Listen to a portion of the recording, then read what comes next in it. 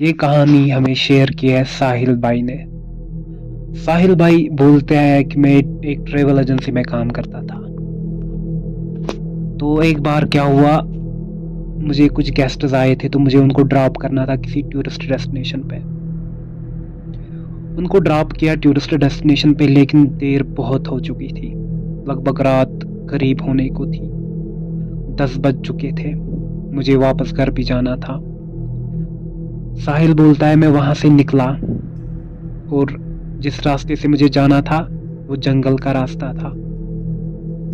मैं निकला तो डर कुछ भी नहीं था, गाड़ी में जाना था, नॉर्मली था सब कुछ, क्योंकि वो तो मेरा रोज का रूट था। टूरिस्ट्स को वहां पे ड्रॉप करना होता था। लेकिन मुझे क्या पता थी इस बार कुछ नया होने वाला था। मेरी जिंदगी का सबसे डरावना दिन, सबसे डरावनी रात। साहिल बोलता है जब मैं वहां से निकला तो रास्ते में मेरा टायर पंचर हो गया। मैं परेशान हो गया। ऊपर से बारिश भी होने लगी, बहुत तेज बारिश होने लगी।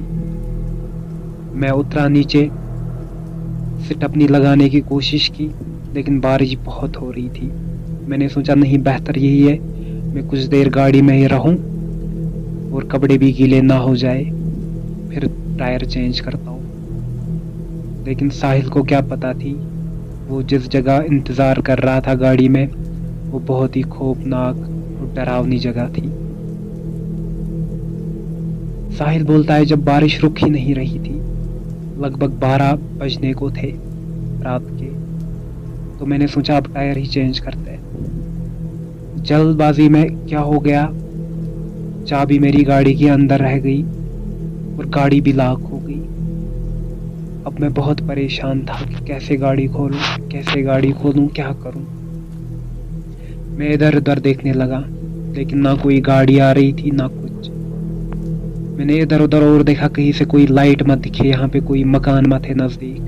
मैं रात वहीं पे बिताऊंगा, क्योंकि मेरे कपड़े सारे गीले हो चुके थे।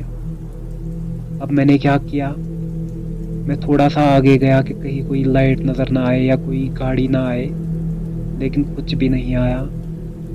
उतने में ही मुझे एक डरावनी आवाज़ सुनाई दी, कुछ हंसी, जैसे कोई हंस रहा था। मेरी धड़कन तेज होने लगी। मैं बहुत डर रहा था। मैं बोल रहा था मैं कहाँ जाऊंगा, गाड़ी भी लॉक हो चुकी थी। मैं बहुत परेशान हो चुका था। हंसी मेरी ओर बढ़ने लगी। जो ही मैं गाड़ी के करीब आया तो हंसी मेरे करीब आ रही थी, लेकिन अंधेरा बहुत था, मुझे कुछ दिखाई नहीं दे रहा था। मैं बहुत परेशान था कि हो क्या रहा है आज। उतने में ही एक कोई सफेद, कोई बाल जिसके खुले थे, कोई पता नहीं वो चुड़ैल थी क्या क्या था वो, उसको देख के मैं थरथराने लगा। लेकिन वो मुझसे बहुत दूर थी, लेकिन वो ऐसे आ रही है जैसे वो चल के आ रही हो मेरे साथ। वो भी तेज आ रही थी मेरे सामने। मैं बहुत डर गया। मैंने सोचा ये क्या हो रहा है। मेरे पास कोई चारा भी नहीं था, मैं छुपता तो छुपता कहाँ पे। उतने में मैं बहुत ज़्यादा परेशान हो गया। मैं गाड़ी के नीचे छुप गया। उसने मुझे नहीं देखा था, क्योंकि वो बहुत दूर थी। वो गाड़ी के करीब आई। मैं अपनी सांस भी नहीं ले पा रहा था, कहीं ये मेरी सांस ना सुने। वो आई, उसने शीशा तोड़ा कि ये गाड़ी में मत छुपा। जो ही शीशे की तोड़ने की आवाज़ मैंने सुनी, मेरी धड़कन बहुत बहुत तेज भागने लगी। उसने खिड़की भी खोली, लेकिन उसको कुछ नहीं मिला। पता नहीं तब गार्ड को क्या मंजूर था, मैं कैसे बच गया। मुझे समझ नहीं आ रहा है कि उसने क्यों नहीं देखा नीचे। गाड़ी में तो देखा, लेकिन वो नीचे नहीं देख रही थी। वो इतने अजीब से हंस रही थी, मेरी तो बस रूह निकलने ही वाली थी। मुझे तो पक्का यकीन हो गया था कि आज मैं नहीं बचूंगा।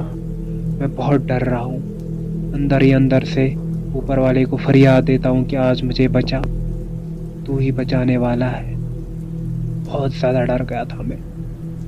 उतने में ही क्या हो गया, लगभग 1 घंटा बीत गया, लेकिन वो वहां से जा ही नहीं रही थी। 1 घंटा हो गया, आहिस्ता आहिस्ता आवाज़ आनी बंद हो गई। मुझे लगा वो भाग गई। मैं देखने की कोशिश कर रहा हूँ कि वो भाग गई है कि अभी वहीं पे है। उतने में मैंने हिम्मत जुटाई और मैंने अपना सर थोड़ा सा गाड़ी से नीचे किया, बाहर किया, तो क्या देखता हूँ, पैर देखता हूँ, वो भी उल्टे। तो मेरी तो जान ही निकल गई, लेकिन उसने मुझे नहीं देखा। अब मेरी तो हिम्मत नहीं जा रही थी गाड़ी से बाहर निकलूं या आहट ही करूं। मैं बहुत सहम गया था, बहुत डर रहा था। ऊपर से बारिश बहुत हो रही थी, लेकिन वो वहां से जाने का नाम ही नहीं ले रही थी। उतने में ही लगभग सुबह होने को थी। मैं सो भी नहीं पाया, सोता भी कैसे। वहां पे पता नहीं खड़ा क्या था, मेरी मौत वहां पे खड़ी थी। तब सुबह होने को थी, तो अब वहां पे कुछ आवाज नहीं आ रही थी। अब जो ही थोड़ा सा सवेरा हो गया, रोशनी आ गई, तो मैंने अपना सर निकाला बाहर, बहुत ही हिम्मत की, और वो वहां से जा चुकी थी। खिड़की उसने खोल के रखी थी, शीशा तोड़ा था। तो जब मैं बाहर निकला, जैसे मुझे नई जिंदगी मिली थी तब, तो फिर मैंने बहुत शुक्र किया ऊपर वाले का कि उसने मुझे आज नई जिंदगी दी। दोस्तों, मैं उम्मीद करता हूँ आपको ये मेरी कहानी पसंद आई होगी, जो कि एक सही कहानी है।